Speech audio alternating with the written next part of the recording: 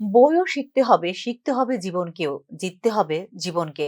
সোমবার পরীক্ষা পে চর্চায় অংশগ্রহণ করে প্রধানমন্ত্রীর দেওয়া এই বার্তায় রাজ্যের ছাত্রছাত্রীদের কাছে পৌঁছে দিলেন মুখ্যমন্ত্রী ডক্টর মানিক সাহা।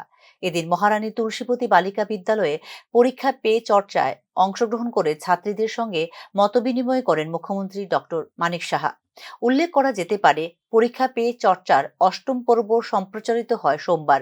বিদ্যালয় শিক্ষা দপ্তরের ব্যবস্থাপনায় মহারানী তুলসীবতী বালিকা বিদ্যালয়ে আয়োজিত হয় অনুষ্ঠানটি।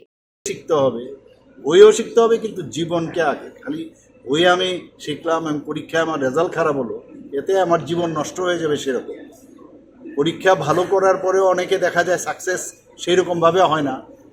যিনি নাকি জীবনকে জিতেছেন সে সাকসেসফুল অনেক বেশি হয়ে গেছে।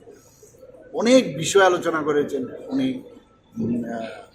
উনি পরিবেশ নিয়েও কথা বলেছেন এবং বাচ্চাদের যখন ফিরে আসছিলেন তখন জিজ্ঞেস করলেন, তোমাদের আজকের এই লেসনের মধ্যে সবচেয়ে কোনটা বেশি ভালো লাগে? উনি বললেন যে আমার সবচেয়ে ভালো লাগলো, বাচ্চাগুলো আমাদের স্টুডেন্টগুলো বলল যে পরিবেশ নিয়ে মা কে নাম পেরো কা নাম, এই যে বিষয়টা সবাই কিন্তু খুশি হয়েছে এটা শুনে।